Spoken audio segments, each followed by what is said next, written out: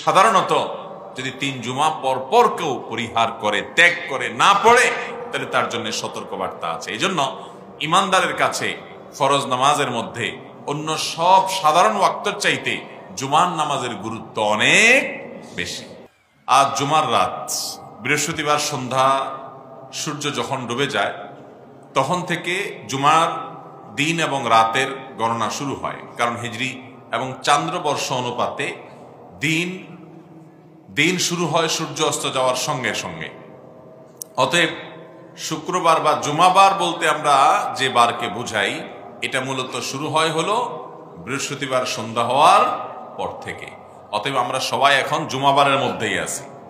কোন বারের মধ্যে আছি? জুমাবারের মধ্যেই আছি। এই রাতটা জুমার রাত, আর বৃহস্পতিবার রাতটা হলো আগের রাত, অর্থাৎ বুধবার দিবাগত রাত, ওটা হলো বৃহস্পতিবার রাত। আর বৃহস্পতিবার দিবাগত রাত এটা হলো মূলত কোন রাত?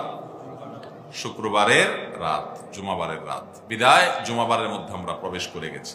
সেজন্য জুমাবার উপলক্ষে, শুক্রবার উপলক্ষে কোরআন এবং সুন্নাহর আলোকে 14টি আমলের কথা ইনশাআল্লাহ আমরা শেয়ার করব, যে আমলগুলো একজন মুসলিম হিসাবে আমাদের প্রত্যেকের প্রতি সপ্তাহে জুমাবারকে কেন্দ্র করে করা উচিত।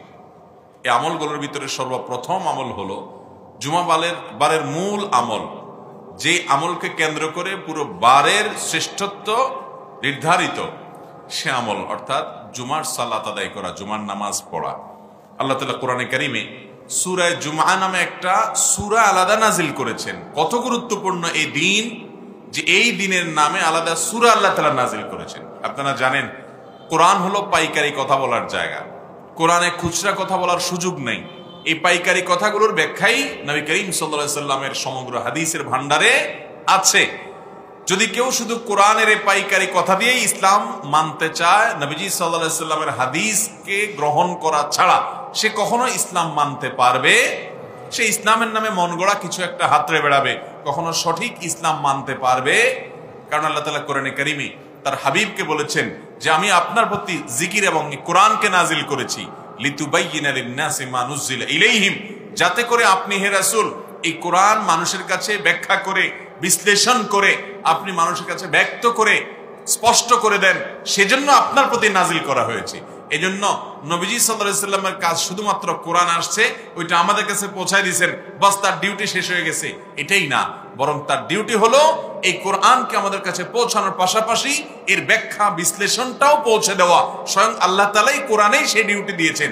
যদি কেউ নবী করিম সাল্লাল্লাহু আলাইহি ওয়াসাল্লামের আনিত কোরআনকে গ্রহণ করে আর নবী সাল্লাল্লাহু আলাইহি ওয়াসাল্লামের বাতানো ব্যাখ্যা বিশ্লেষণকে অস্বীকার করে, মানতে না চায়, সে কখনো পরিপূর্ণভাবে সঠিক পদ্ধতিতে ইসলামে প্রবেশ করতে পারবে না। আজকাল আমাদের সমাজে অনেক ভাই আছেন এমন, যারা শুধু কোরআন মানতে চান, নবী সাল্লাল্লাহু আলাইহি ওয়াসাল্লামের হাদিস তারা মানতে চান না। যদি মানতে না চান তো এই আয়াতের কি করবেন? যে আয়াতে আল্লাহ নিজে তার রাসূলকে বলছেন এই কোরআন আপনার প্রতি নাজিল করা হয়েছে যাতে করে আপনি এটাকে ব্যাখ্যা করে দেন। লিতুবাইয়িনা, তাবয়িন। আল্লাহ বলেন নাই লিতুবাল্লিগা লিন-নাস, শুধু মানুষের কাছে এটা পৌঁছায় দিবেন, এটা আল্লাহ বলেন নাই।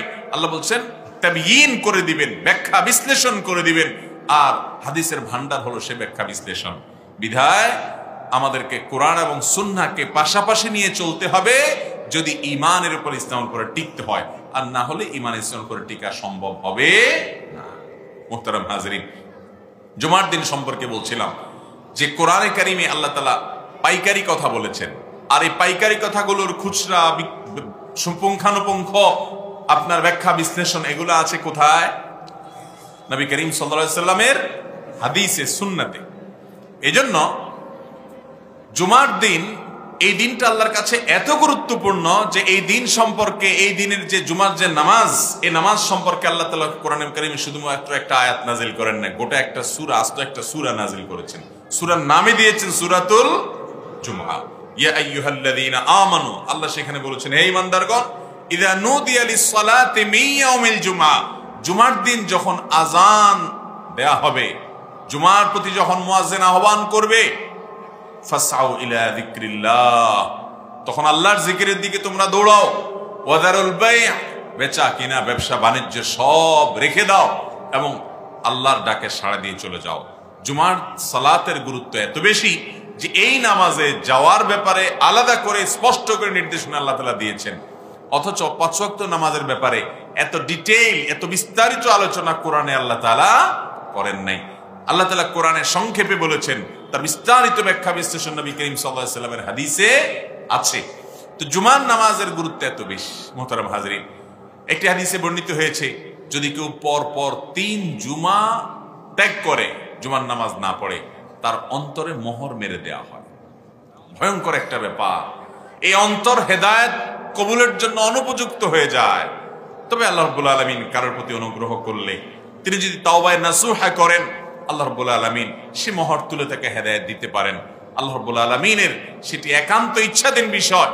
কিন্তু সাধারণত যদি ৩ জুমা পর পর কেউ পরিহার করে, ত্যাগ করে, না পড়ে, তাহলে তার জন্য সতর্কবার্তা আছে। এই জন্য ইমানদারের কাছে ফরজ নামাজের মধ্যে অন্য সব সাধারণ ওয়াক্তের চাইতে জুমার নামাজের গুরুত্ব অনেক বেশি।